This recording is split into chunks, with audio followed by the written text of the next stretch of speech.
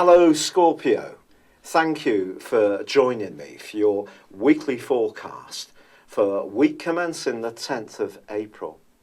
This week is going to see a full moon in the sign of Libra, which for you is accentuating the more spiritual and emotional implications in your situation. The sun continues in the part of your scope that's much more to do with practicalities.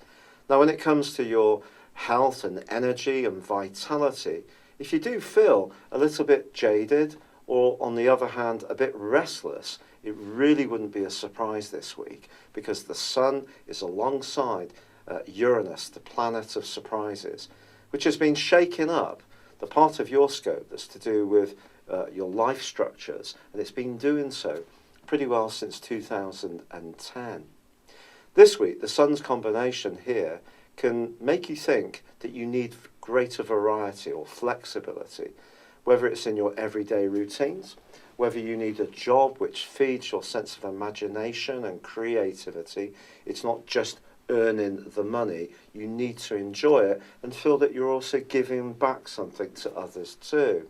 So what the full moon's saying to you is it can inform you of issues that perhaps you haven't been looking at. Perhaps if you've been caught up in the very doing side of things, you're being asked to look at how this really feels.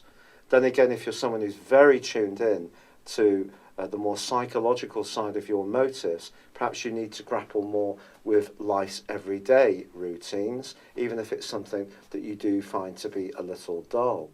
And your relationships are going to be very much part of this, with your traditional ruler Mars in your opposite sign and Mercury there too, but retracing his steps. Keeping the lines of communication open are very important, especially with colleagues or anyone that you're providing a service to, and particularly if you have a small enterprise, for example. But this is also a week when it's probably better not to indulge in any more speculative ventures. This is because Saturn, the planet of structure, has gone into a retrograde in your sector of everyday resources. That's going to go on for the next 5 months, 5.5 months, but it continues to be in a right angle with the slinky energies of Venus.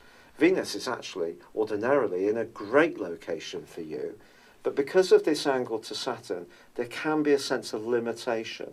So I feel that if you are someone who's wanting to work more in terms of boosting your resources, then probably a more conservative approach is the best way.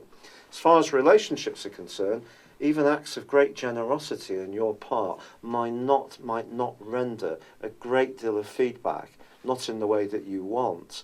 So it's probably a good time to just work at relationships, for us all, quite frankly. By the end of the week, Venus is actually going into forward motion. And from this Sunday through to the 28th, the fact that it is in the most glamorous part of your horoscope does give you a platform to interact and mix and mingle with others.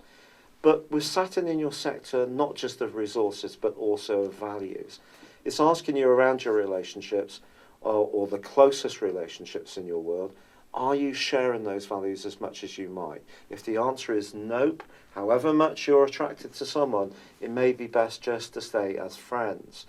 But as this week draws to a close, the Sun and Uranus are forging a great link with Saturn, which just shows that if you can be imaginative and make the most of your resources, you could squeeze a bit more out of your assets in a very creative and imaginative way. It's been a real pleasure being with you. Thank you for joining me. Good luck and goodbye for now.